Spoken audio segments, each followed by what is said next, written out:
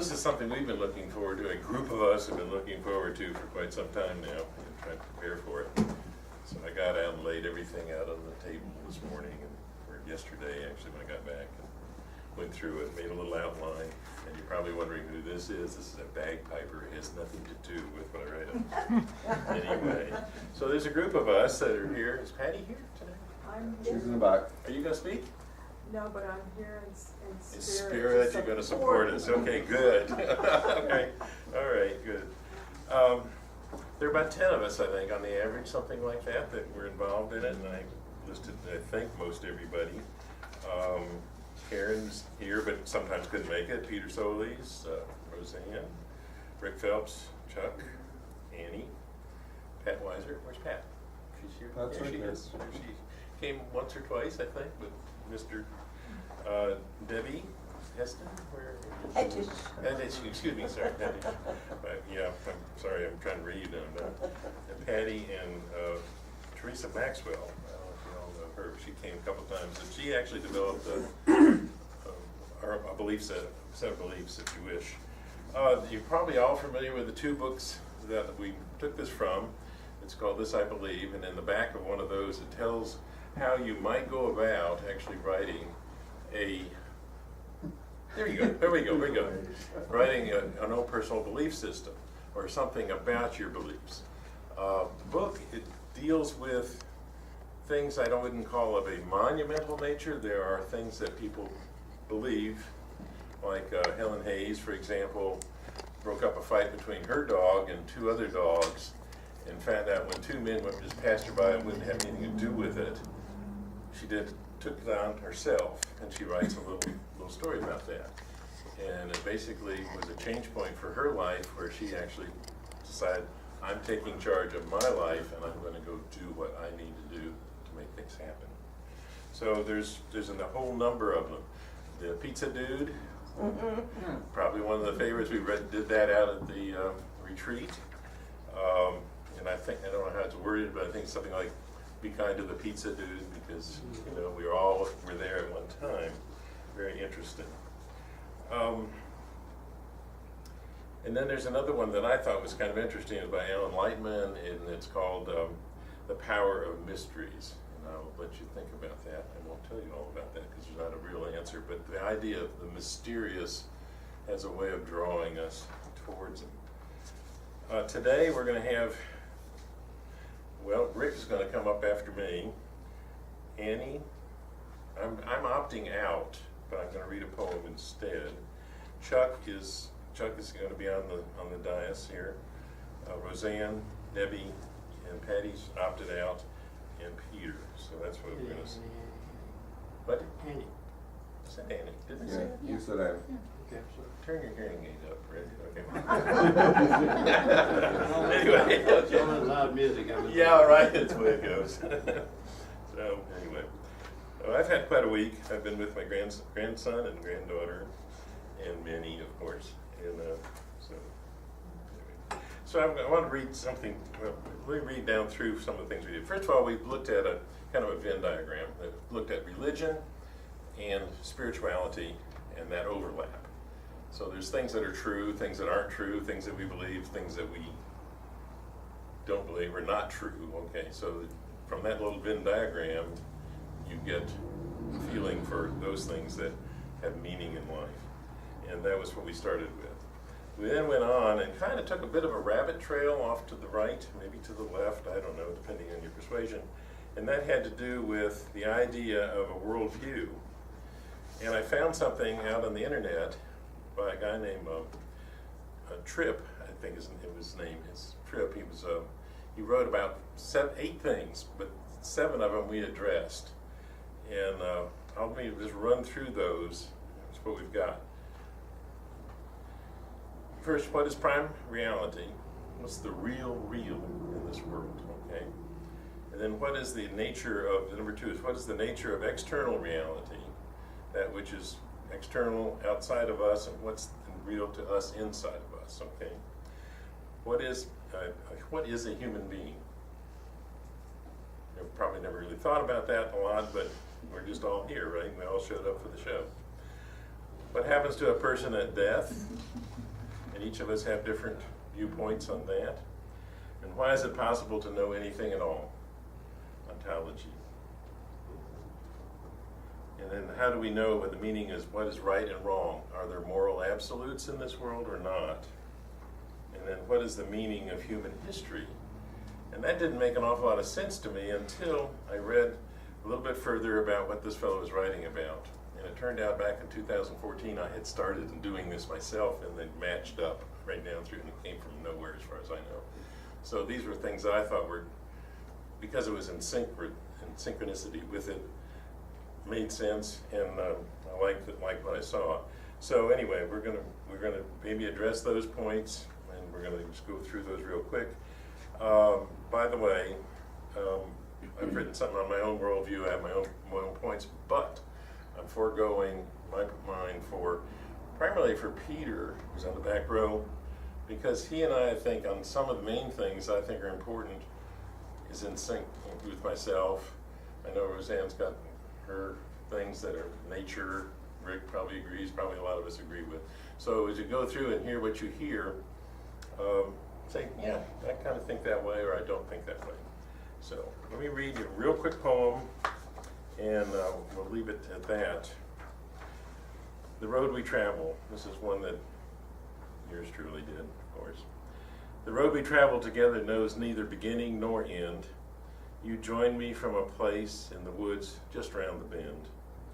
Now we have a purpose, a destination, though it might be my imagination. For both come from homes surrounded by family and vegetation. Those houses we pass, stark and devoid of comforting foliage, lots full of emptiness, no trees, no bushes, no flowers to assuage the effects of hot summer suns and cold, harsh winds blowing. They belong to impoverished denizens of life's road. So, with that, Rick, you're gonna... Mine is not real existential. It's more personal and more like the book. The book is pretty much personal descriptions of what the individuals believe rather than a worldview. I'm not sure what my worldview is. I've got real serious astigmatism, so I don't know what I'm looking at most of the time. Anyway, I'm Rick Phelps, and I serve the church as an incoming vice president of, I guess it's maintenance of the building and grounds anyway. And my strongest belief is environmental stewardship, and that's sort of what I'm going to talk about this morning.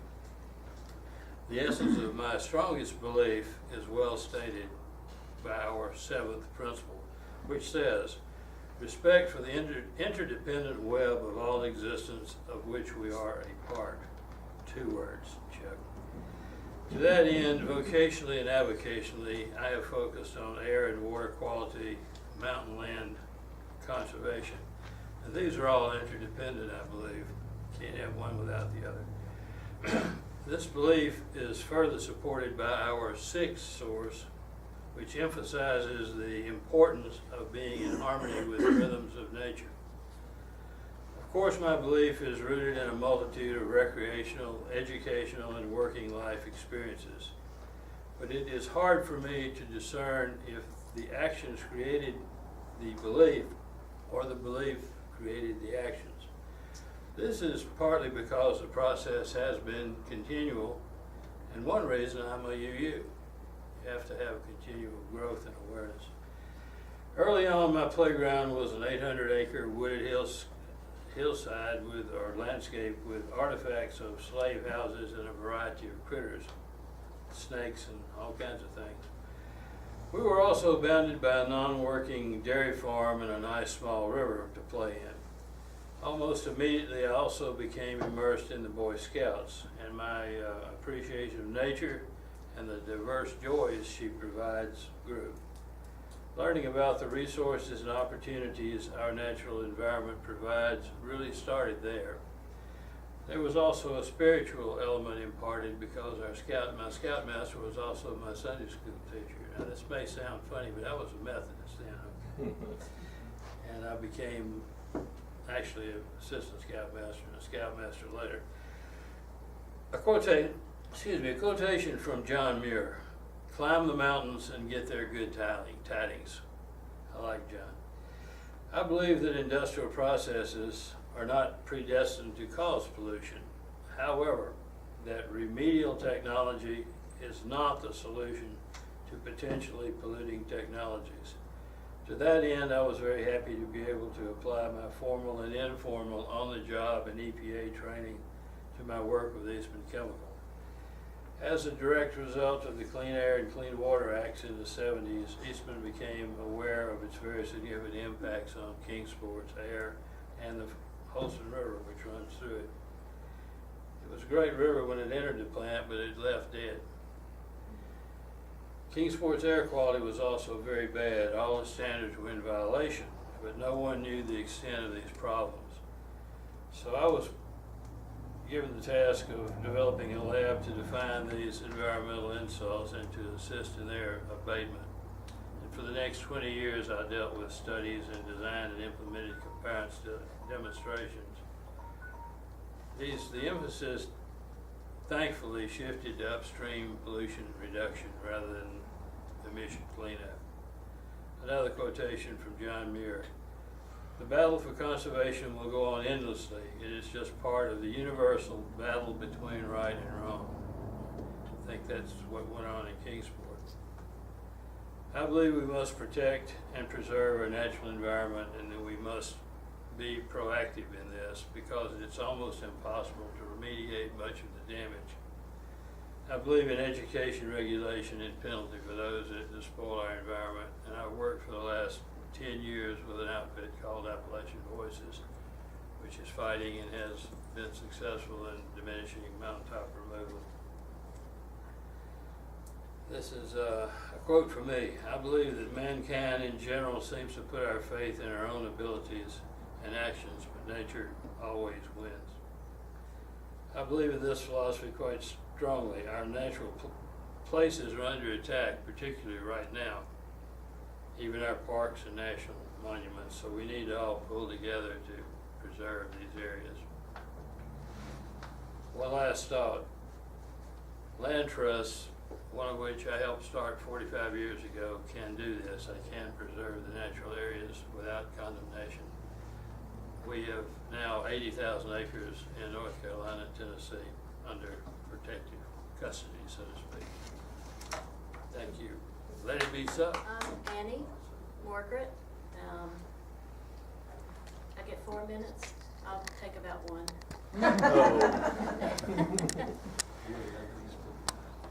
I was intrigued by the question that Tom brought up. What happens to a person at death? I began really thinking about it at age 17 when my father died. My next door neighbor was worried, very worried, that he was going to hell because he wasn't baptized the right way. He was sprinkled instead of immersed. I knew at that moment that there was no hell. But what about heaven? Well, now I tend to agree with Iris DeMint. When it comes to an afterlife, I'll just let the mystery be. However, if there is a soul, I'd like to think that there is one, but my mind won't let me be convinced one way or the other. But if there is one, then I'd like to think that when you die, your physical body, the energy from it, goes back into the universe from which it was made. But the soul retains a consciousness, one that with help learns the secrets of the universe and then helps other souls do the same. It doesn't matter what your life on earth was like. Serial killers and televangelists share the same destiny as saints, do-gooders, and regular people. The whole experience is an ecstatic feeling. For me, this leads to questions like, are you eventually reborn, or do you eventually cease to exist? So really, I'm not letting the mystery be, since I'm speculating on an afterlife. But I do believe that since we can't know until we die, if then, about this, there's no use spending too much time fretting over it. I'm Chuck Woodruff, and mine probably is a bit more existential than some, but I'm going to jump right in. When we ask the question, who am I, or what am I, The I in question usually isn't our physical selves, as fascinating as that topic may be in its own right. Rather, it's our consciousness. It's the self-aware entity that's capable of posing that question in the first place. We are born with the dualistic notion that the world is divided into me and not me, and a lot of what's not me is out to get me. A self-concept that's necessary for our individual survival, but that gives us a false sense of separateness. Spiritual experiences come in many forms, but in some sense they all involve creating or reinforcing a sense of connection to something beyond or greater than ourselves, which serves to, bit by bit, break down that artificial barrier. There might be a transcendent reality, some framework within which this universe exists. Or maybe this is all there is. Either way, I've come to recognize and fully embrace that I am an integral part of this reality, that my consciousness is that I am an emergent and transcendent property of this universe. The notion of myself existing somehow other than within the framework of this reality is a meaningless concept that falls apart under close scrutiny.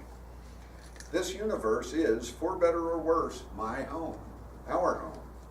If there is some higher level meaning or purpose, it is not given to me to know what it is. The likelihood that this life is all there is drives me to try to live mindfully, to not sleepwalk through life, simply to pay attention. I do like to speculate that perhaps if there is a higher consciousness, we'll call it God for convenience, each of us is a manifestation of God, a point of contact between that consciousness and this reality for the brief time that we're here. This would mean, first, that we all have a spark of divinity within us, that we are all connected to the same overarching consciousness with only an illusion of separateness. Second, that when our time here is done, we simply go back to being part of that larger consciousness. And third, that we are how God interacts with the universe. We are the eyes and ears and hands of God. Pure speculation, but it's a working model that brings me some comfort. Higher reality or not, we are, in a very real sense, the universe becoming aware of itself, which makes each and every one of us very special and is reason enough to treat each other with love, respect, and compassion. It's in our nature to change in each moment, to evolve, to bring about change, to do things. What I am, what each of us is a story, an unfolding process. If we stop changing, we stop thinking, we stop being. One consequence of that is that every time we interact with another person, it changes both of us, usually in a small way, sometimes profoundly. So in a very real sense, I'm part of you and you're part of me.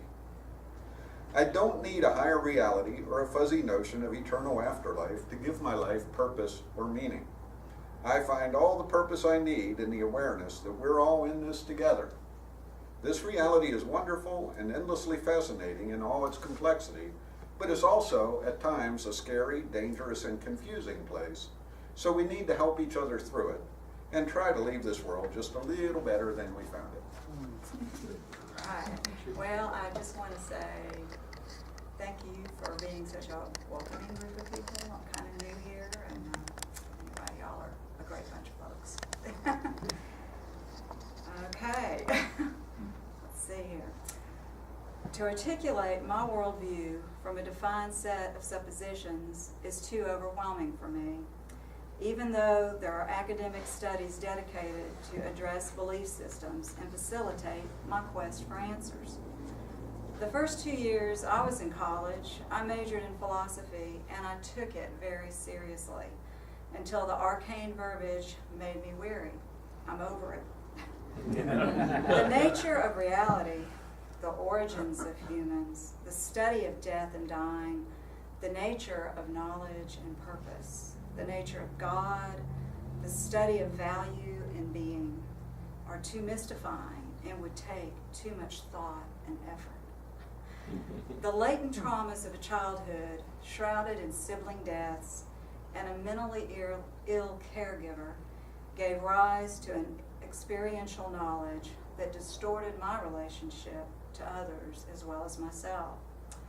Early on, I came to realize the balsamaceous effects of the natural world and how it explained the tenets of my view on life.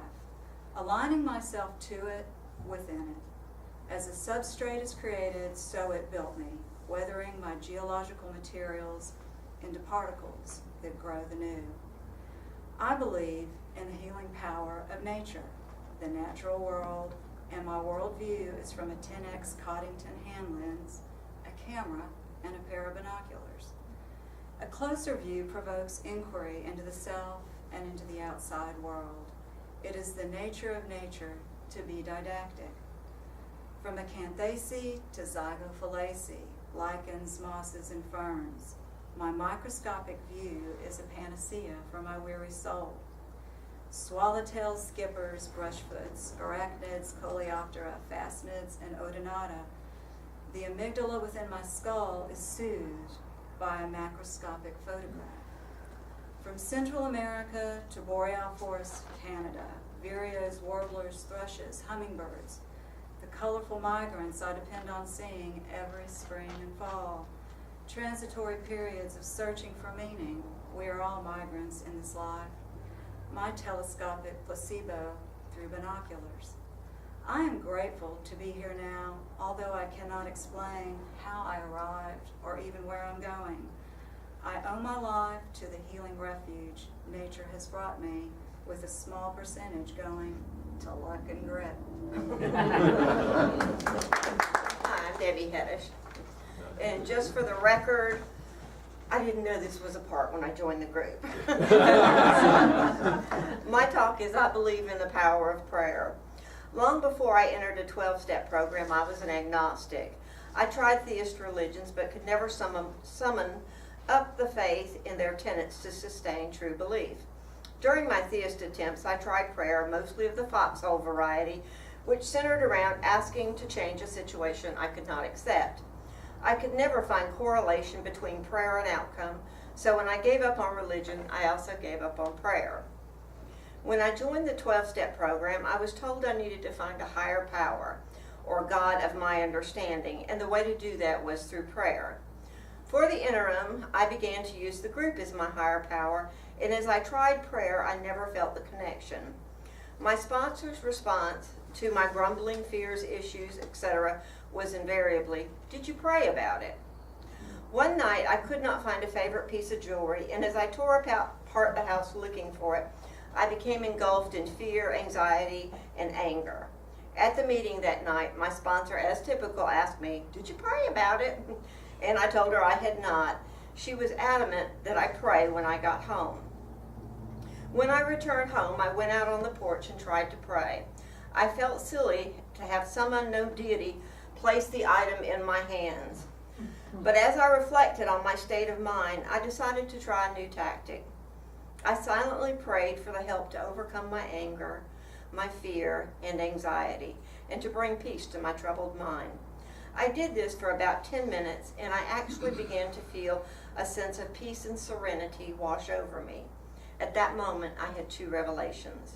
I knew exactly where I'd placed my necklace. And two, now I understood the true nature of prayer and the reason for prayer. Prayer is not a Santa Claus list of what I want. Prayer is not intended to change a situation to suit me. Prayer is to change my attitude to suit the situation. Prayer is to give me courage to endure the unendurable, to find peace during the storm, and to wash away my negative emotions that are wreaking havoc on my mind or psyche. Prayer is a tool, a practical and invaluable tool that I use daily. I pray for the strength to do what needs to be done. I pray for courage to face difficult situations. I pray for the peace during difficult times. Prayer has sustained me through the death of two of my best friends, the death of my father, the death of several cats, and a very horrible work situation. I'm still an agnostic. I never did find the God of my understanding. I still use my group as a higher power for my 12-step efforts. I lean on them when I am unable to stand on my own. But I also use prayer. And yes, I still find myself using the foxhole prayer to please not let my father, cat, friend die. but I know that the outcome is not dependent on my prayer. But my peace of mind is definitely dependent on prayer. And this is just an afternote. After I had written this, I had 2 cats die within 3 weeks. And the last cat, as he was dying, I said a prayer, and I said, if there's a God out there, if you will save him and let him not die, I will do my utmost to try and find you and search you out. And he died, and I'm still an agnostic. Thanks. All right, my name is Peter Solis. I've been a regular member of this church for quite a while, and also serving as a continuing trustee on the board. So if you have anything to ask about the past of this church, I can hopefully contribute some. I really enjoyed the discussions and the life stories that people told in this group, and the insights I got from these discussions about myself and my own belief systems. So naturally, I've found out that I have a whole lot of things that I believe in and a whole lot of things that I don't believe in, and the list would be far too extensive. But we made a rule in this group that our presentations should be about 4 minutes. So I whittled my belief statements down to about a dozen. So here we go. I believe in reason, science, and love. I believe in reason as the power of the mind to think, understand, and form judgments by a process of logic.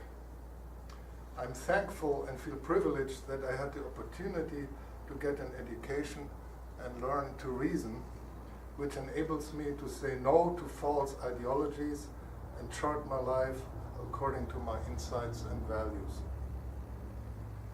I believe in the scientific method, which is a collection of conventions and procedures that have been designed in the interest of truth to combat our extraordinary capacity to deceive ourselves. I believe in love as the will to nurture someone's growth.